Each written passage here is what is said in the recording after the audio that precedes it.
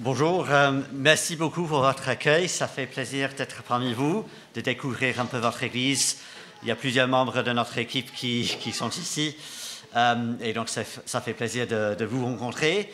On va vous présenter brièvement, vous connaissez déjà certains de nos chants, je crois, mais on nous a invités de vous présenter un peu la vision et les axes principaux de notre ministère. Et je pense que Fiona, tu vas démarrer, c'est ça? Je vais peut-être présenter déjà les membres du groupe. Beaucoup sont connus. Adrien et moi-même, on habite à Bruxelles. Adrien était pasteur assistant dans une église à Bruxelles et vient de passer à 100% pour écriture. David, je crois qu'il est connu parmi vous. Johnny et Naomi sont un autre couple qui sont aussi à Bruxelles. Johnny est pasteur implanteur dans un autre quartier de Bruxelles que nous. Naomi, c'est sa femme. Et bien sûr, Jean-Marc, que vous connaissez. Et donc, tu vas les faire? Non, c'est bon. Ça va, c'est bon. Et donc, on passe à la prochaine diapo. Voilà. Donc, notre mission, c'est de promouvoir des chants d'assemblée qui sont richement ancrés dans les Écritures afin de servir les églises en francophonie. Et cela se fait principalement par la composition de nouveaux chants d'assemblée.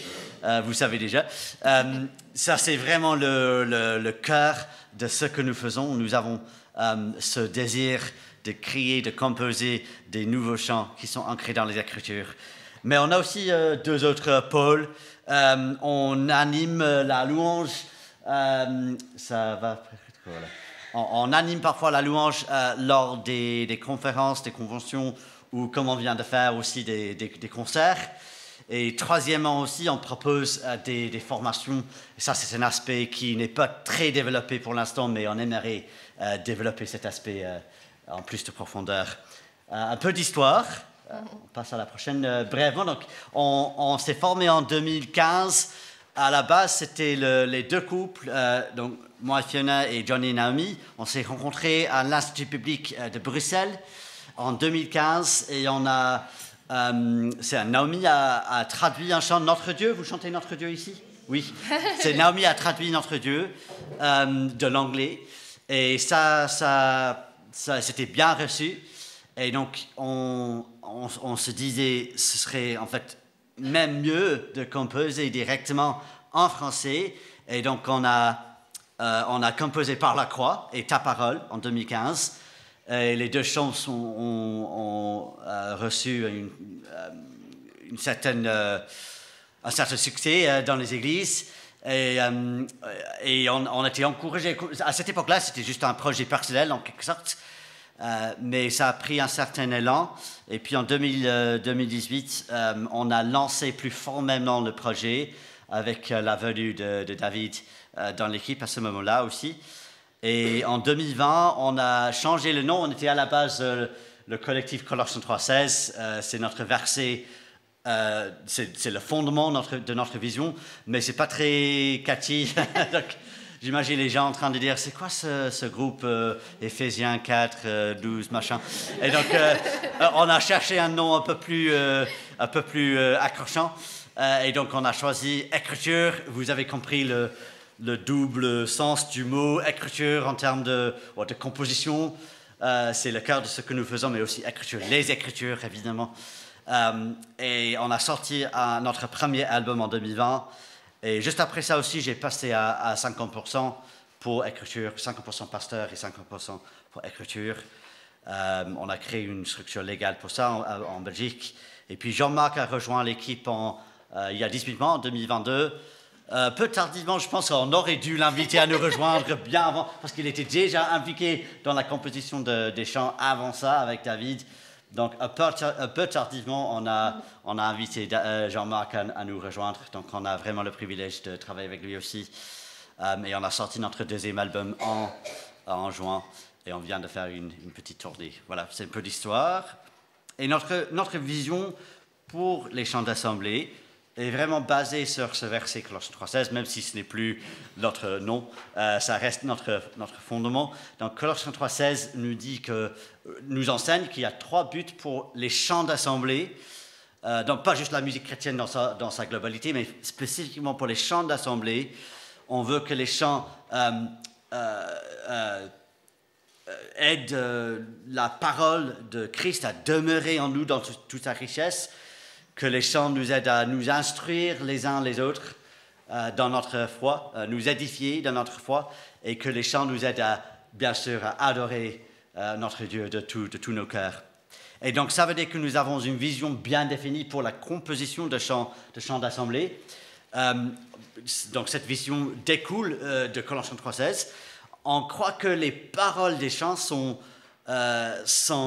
prioritaires parce que si on veut que la parole demeure en nous, il faut que les paroles soient bien soignées, que les paroles communiquent fidèlement et richement la parole de Dieu et surtout la centralité de Jésus-Christ crucifié.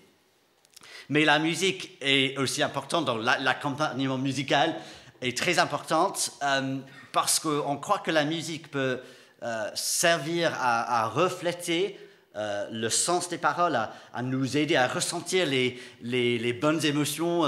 Et aussi, la musique est là pour faciliter la participation de l'Assemblée. Donc, vous avez un très bon groupe. Donc, je vous félicite pour la musique. C'est important, ça nous aide à participer parce que vous êtes l'instrument principal, en fait. Mais les instruments là, vous nous aidez à participer dans l'adoration de Dieu et à ressentir les émotions qui vont avec les paroles. Voilà, tu continues. Voilà. Ouais, donc jusqu'à présent, on a sorti 2 albums. Un premier qui trace un petit peu le message de l'Évangile au sens large. Et plus récemment, un deuxième album, Contempler Christ, qui se concentre plutôt sur la personne et l'œuvre de Jésus. Et on a d'ailleurs tout plein d'idées pour un 3e, pour un 4e. Il y a beaucoup de choses à venir. On vous partage aussi 2-3 photos de choses qu'on a pu faire.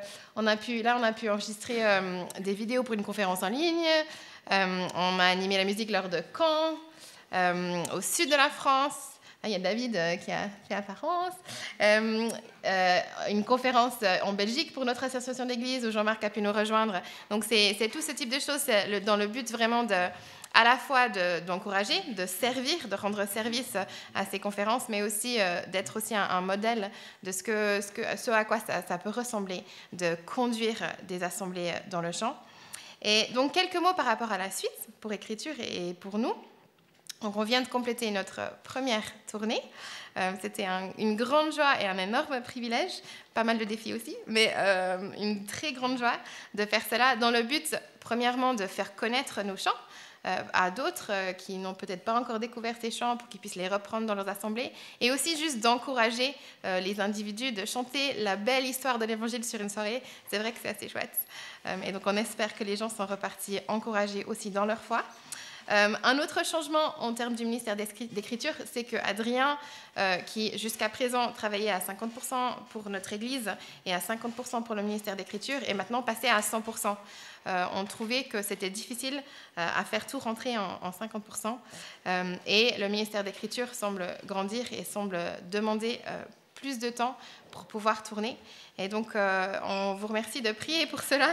Ça implique des changements au niveau pratique, mais voilà, que le Seigneur nous donne des bonnes priorités et beaucoup de sagesse pour savoir comment répartir ce temps, que ça lui permette de faire plus de ces 3 pôles qu'on a déjà évoqués et qu'on ait beaucoup de sagesse à savoir quel projet entreprendre. On discute déjà du prochain album avec l'équipe des prochains albums. On se pose la question de si ce serait utile de faire un album pour les enfants. Vous pouvez prier pour cela. On a beaucoup de questions, de réflexions là autour. Et on a tout plein d'idées pour d'autres chants d'assemblée, des thèmes à traiter, des choses qu'on espère pourraient être utiles pour les églises, des vérités qu'on a besoin d'assimiler par le chant. Aussi, avec le ministère qui s'agrandit, on va essayer sur les prochains mois, sur la prochaine année, d'établir un peu une vision sur 5 à 10 ans. Qu'est-ce qu'on espère ? De quoi les églises ont-elles besoin ? qu'est-ce qu'on pourrait faire pour les aider et quels chants sont nécessaires dans nos églises. Voilà, on aimerait avoir un peu une vision plus longue. Et jusqu'à présent, c'était un peu projet par projet. Et donc maintenant, on aimerait évoluer à ce niveau-là. Et aussi, on va prendre du temps pour lever des fonds pour le ministère. Jusqu'à présent, Adrien ne travaillait pas à 100%, donc on va lever des fonds pour couvrir son salaire et aussi financer d'autres projets. Donc vous pouvez aussi prier pour cela, que si le Seigneur veut que ce ministère continue, qu'il pourvoie les moyens nécessaires. Mais en tout cas, on est super encouragés d'être là parmi vous. On est encouragés de voir que vous chantez nos chants et que vous les appréciez. Et puis, on est super encouragés aussi par la contribution de Jean-Marc, de John, de Scott, de diverses manières dans ce projet. On est très bénis et on est très reconnaissants d'être là avec vous ce matin. Merci beaucoup. Merci.